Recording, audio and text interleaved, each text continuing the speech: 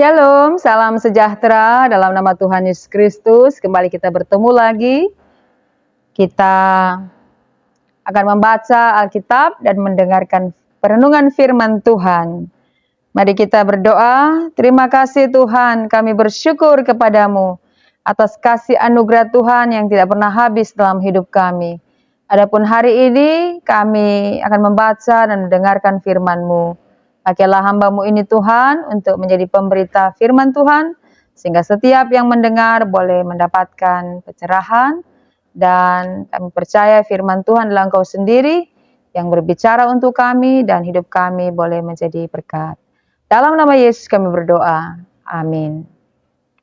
Bapak, Ibu, Saudara yang dikasihi Tuhan, kali ini kita akan membaca firman Tuhan dalam kitab Amsal pasal 3 ayat 1 sampai ayat 10. Amsal 3 ayat 1 sampai 10. Berkat dari hikmat. Hai anakku, janganlah engkau melupakan ajaranku, dan biarlah hatimu memelihara perintahku. Karena panjang umur dan lanjut usia serta sejahtera akan ditambahkannya kepadamu.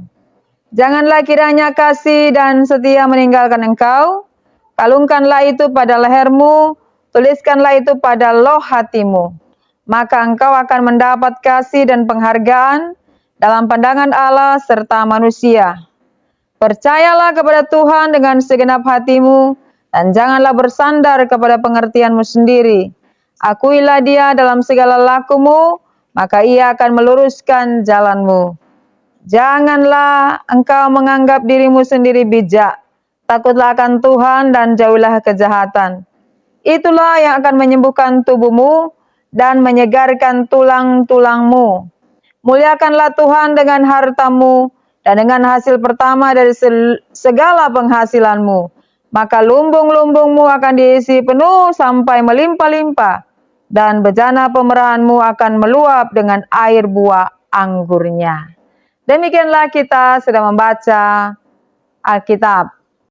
Bapak, Ibu, Saudara yang dikasihi Tuhan, tadi kita telah membaca firman Tuhan dalam kitab Amsal pasalnya yang ketiga ayat 1 sampai dengan 10. Kitab Amsal dalam bahasa Ibrani Masyal merupakan kumpulan ucapan bijak yang berbicara tentang hikmat sebagai anugerah dari Tuhan Allah. Lalu tujuan kitab ini ditulis atau kitab Amsal ini ditulis adalah supaya kita menjadi orang yang pintar, menjadi orang yang berhikmat. Berhikmat, hikmat, hokmah. Pengetahuan tentang yang baik dan yang jahat. Menjadi pintar dalam kita menjalani kehidupan setiap hari. Sehingga kita boleh beruntung dalam hidup ini.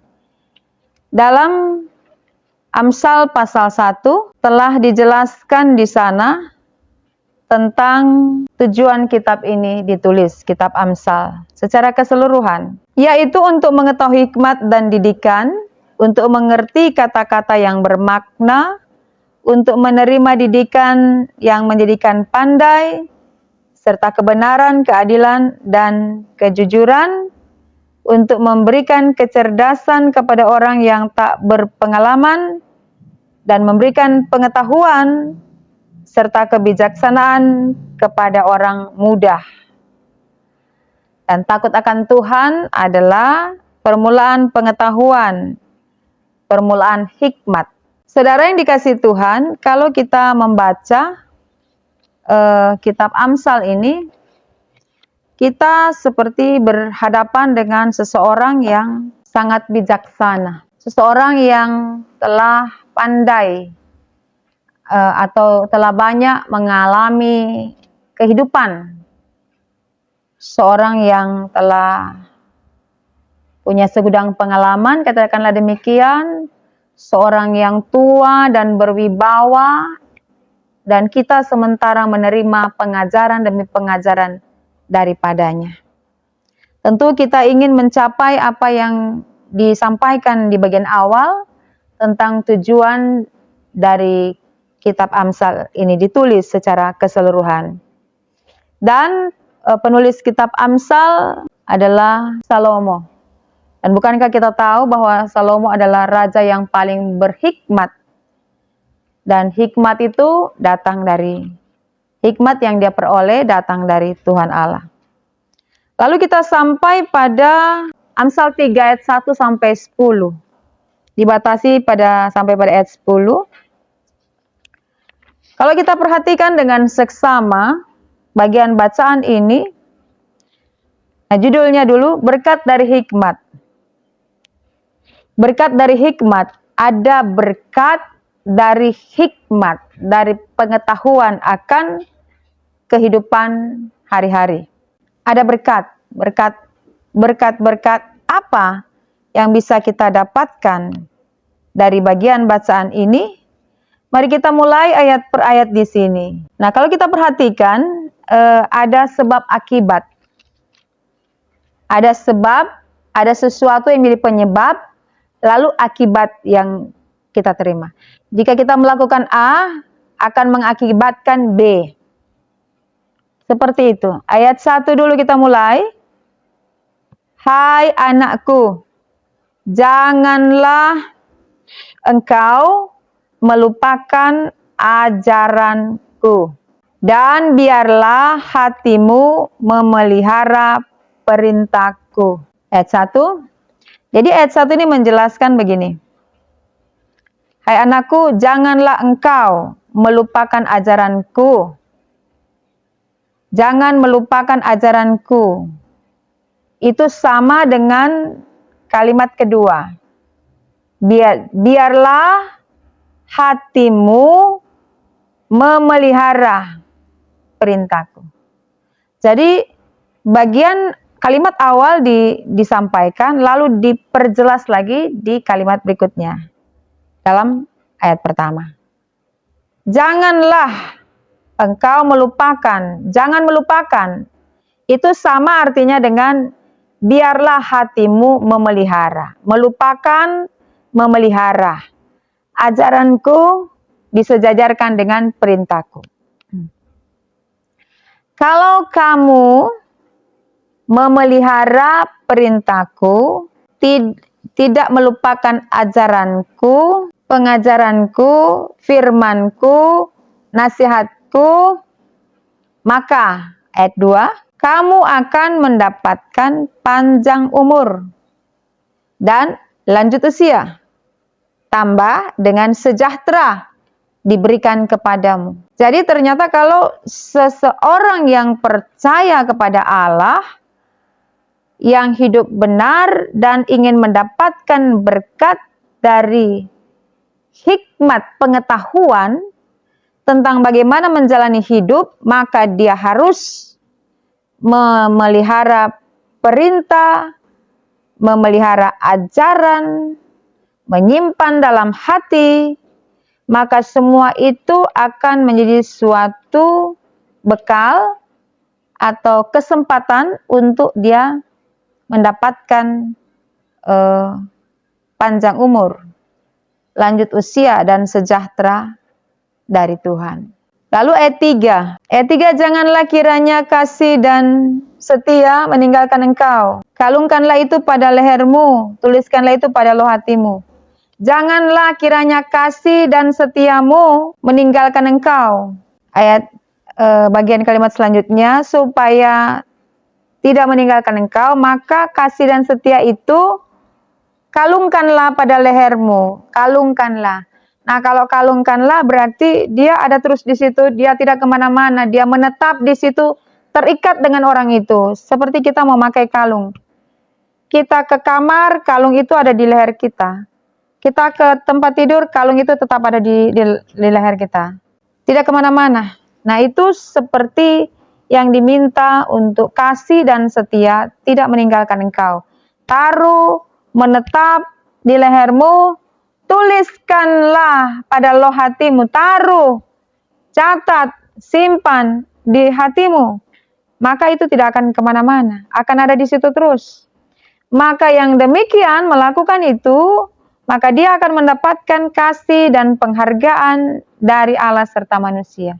Kasih setia, janganlah kiranya engkau kehilangan kasih dan setia kepada Allah dan kepada manusia. Jangan. Tapi biarlah itu menetap, terus ada di dalam dirimu, di hidupmu, karena engkau akan mendapatkan kasih dan penghargaan dari Allah dan juga manusia. Ayat 3 itu. Sampai ayat 4. Ayat 5, percayalah kepada Tuhan dengan segenap hatimu. Percayalah kepada Tuhan. Caranya percaya kepada Tuhan itu artinya kamu jangan bersandar pada pengertianmu sendiri. Percayalah kepada Tuhan berarti tidak memakai kepandaian sendiri. Percaya kepada Tuhan berarti menaruh semuanya, menyerahkan hidupmu, kepercayaanmu, penyerahan dirimu kepada Tuhan. Tidak pakai cara berpikir sendiri, tidak pakai pengertian sendiri, tidak pakai kemampuan sendiri, tidak. Tapi sungguh-sungguh mempercayakan hidup kepada Tuhan.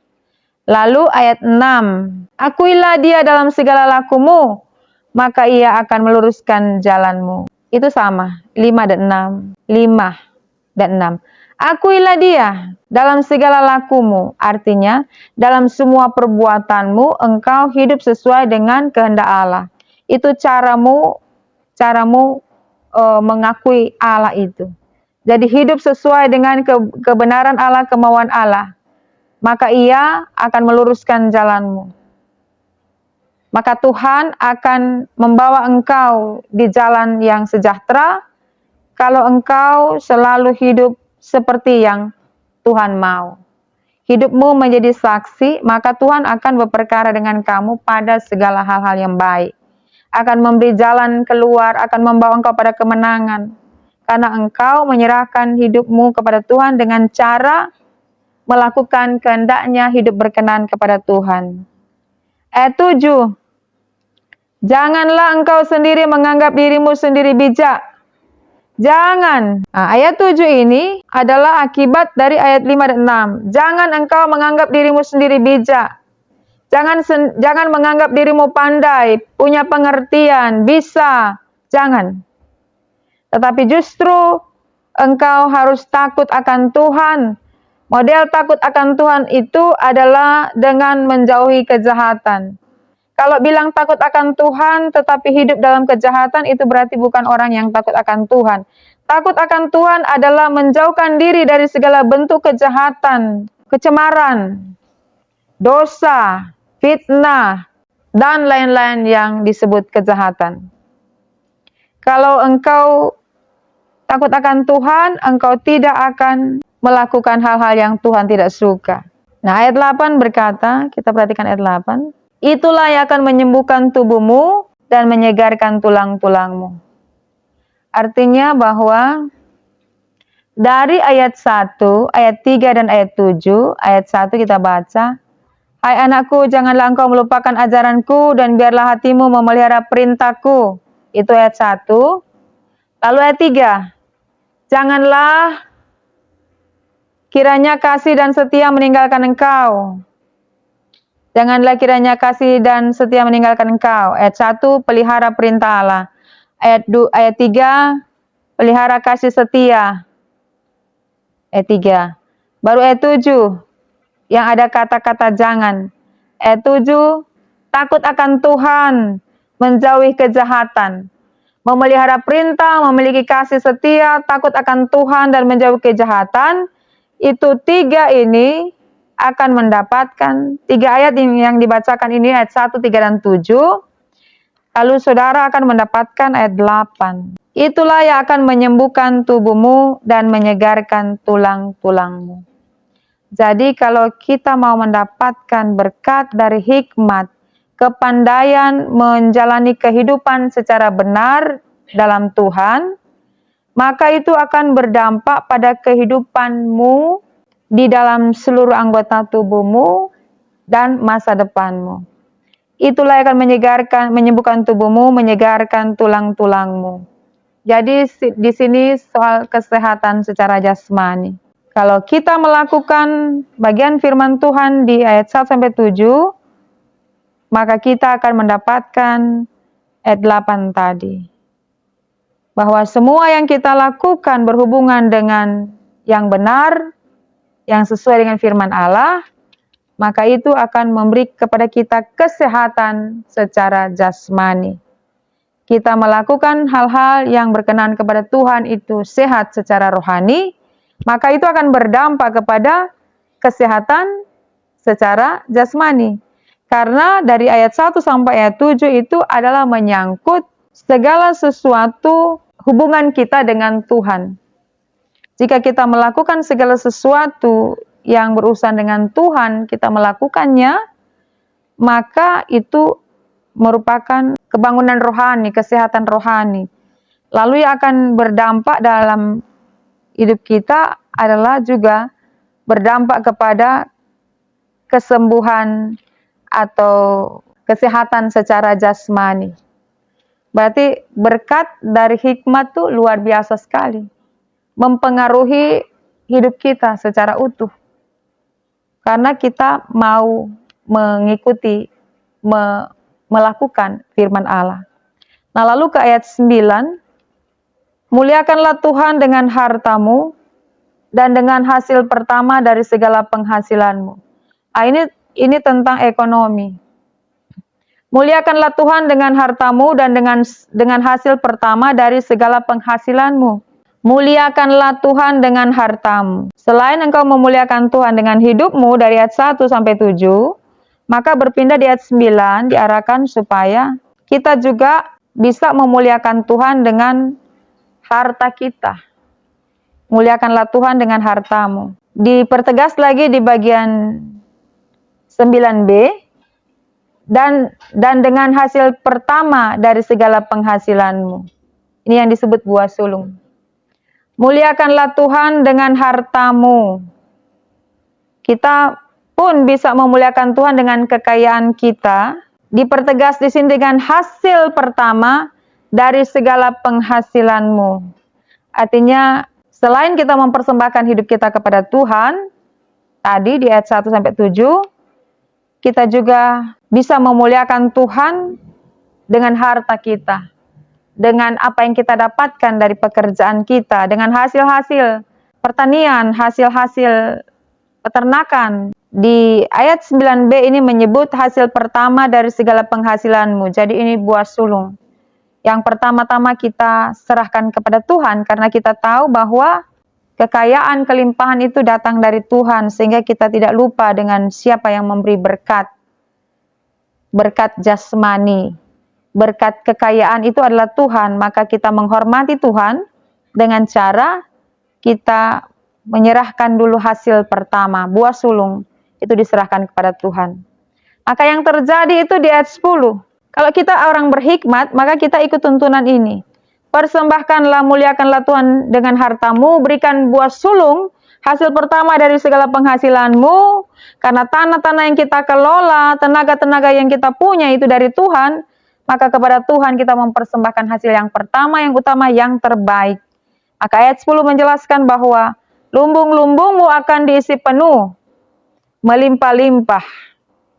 Bagian B, dan bejana pemerahanmu akan meluap dengan air buah anggurnya. Perhatikan bahwa ketika kita melakukan ayat 9 ini, maka hasilnya ada di ayat 10.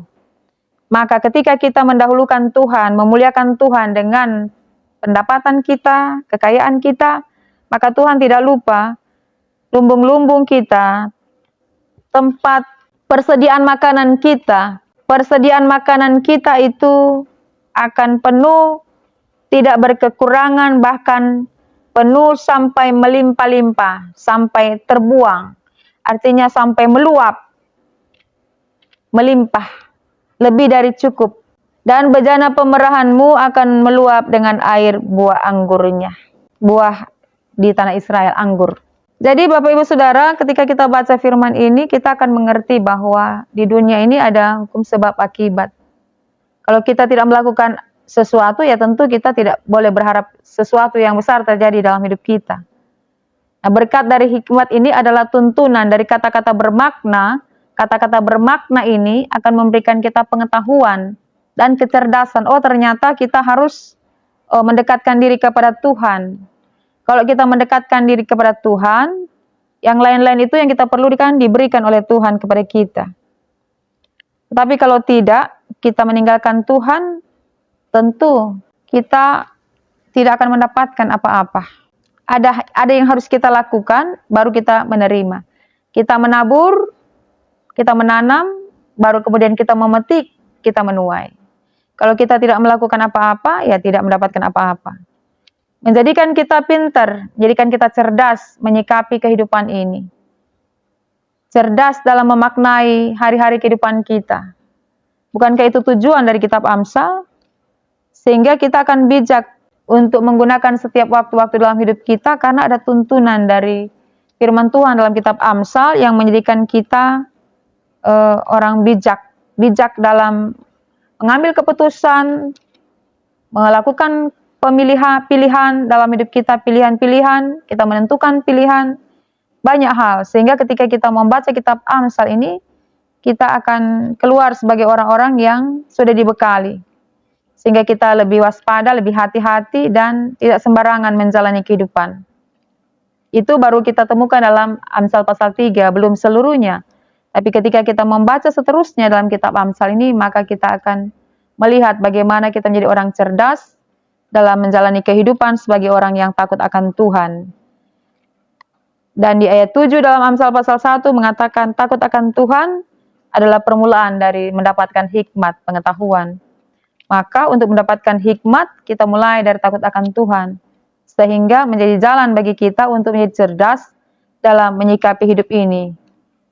Orang bodoh, orang yang tidak bijak, tidak berpengertian, kalau dia membaca kitab Amsal, ya dia akan menjadi bijak, berpengertian, pandai, cerdas, dan seterusnya. Nah, itu berkat yang kita dapatkan dari hikmat. Nah, berkat tidak melulu adalah bentuk uang, tetapi kesempatan untuk kita tahu mau menjalani kehidupan ini secara benar, dengan tuntunan firman Tuhan, itu juga adalah berkat dari hikmat, dari hikmah yang kita boleh dapatkan pada kesempatan ini. Tuhan memberkati kita sekalian, terpujilah nama Tuhan Yesus Kristus kekal untuk selama-lamanya. Amin. Mari kita berdoa. Bapa, terima kasih Kau berkenan mengajar kami lewat firman-Mu. Kami percaya firman-Mu adalah Engkau sendiri yang bicara kepada kami, sehingga ada manfaat, ada kesempatan buat kami menjadi cerdas, menjadi pintar dalam menjalani kehidupan ini. Dan ajarlah kami untuk tetap setia kepada Tuhan, hidup takut akan Tuhan, menjadi cara kami mendapatkan hikmat daripada-Mu. Dalam nama Tuhan Yesus kami berdoa. Amin.